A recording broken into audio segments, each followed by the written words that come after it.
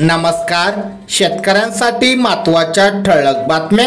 Late खरीप कांदा लागवडीची खानदेशात तयारी. खानदेशात दर्जेदार केळी रोपांची टंचाई. ट्रॅक्टरसाठी शेतकऱ्यांना 1.5 लाख पर्यंत अनुदान. लहान व अल्पभूधारक शेतकऱ्यांसाठी राज्य सरकारची योजना. पीएम किसान मधून शेतकऱ्यांच्या खात्यात 1930 कोटी रुपये जमा.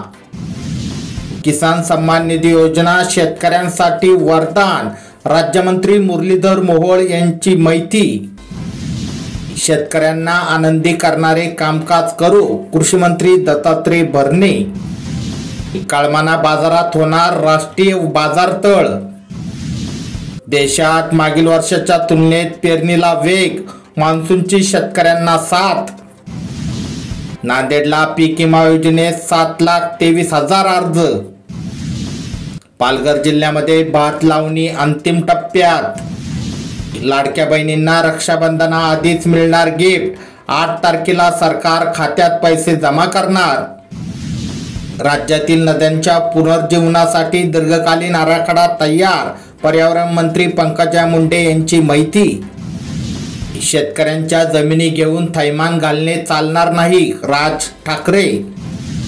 सांगली जिल्ह्यात फळबागाचे क्षेत्र 1 लाख एकर. सांगलीत स्वयंचलित हवामान केंद्रासाठी 696 गावात चाचपणी. नांदेडमधील पाणीसाठा 31 दलगमीने वाढला. राज्यात 3 ते 8 ऑगस्ट दरम्यान हवेच्या दबावात वाढ. त्यामुळे पावसात राहणार खंड. खानदेशात पपई आवक वाढण्याचे संकेत. नाथसागर धरणाचे 10 दरवाजे बंद. पाण्याची आवक घटल्याने विसर्ग कमी. मिशन माधुरी हत्तीनीची घरवापसी. सत्यजित पाटलांच्या मोहिमेत 2,04,421 नागरिकांच्या स्वाक्षरी. जनआक्रोश राष्ट्रपतीपर्यंत पोहोचवणार. शेतीला मिळणार दिवसाही वीज पुरवठा. जळगाव जिल्ह्यात उभारले जाणार 850 मेगावॉट क्षमतेचे सौर ऊर्जा प्रकल्प.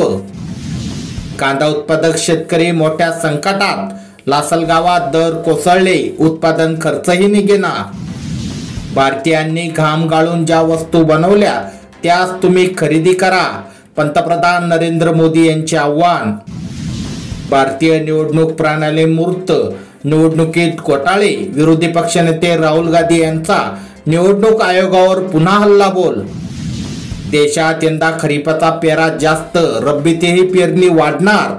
सरासरीपेक्षा जास्त पाऊस. अशाच प्रकारच्या शेतीविषयक महत्त्वाच्या बातम्या दररोज तुमच्या मोबाईलवर बघण्यासाठी आपले चॅनल नक्की सबस्क्राईब करा. धन्यवाद.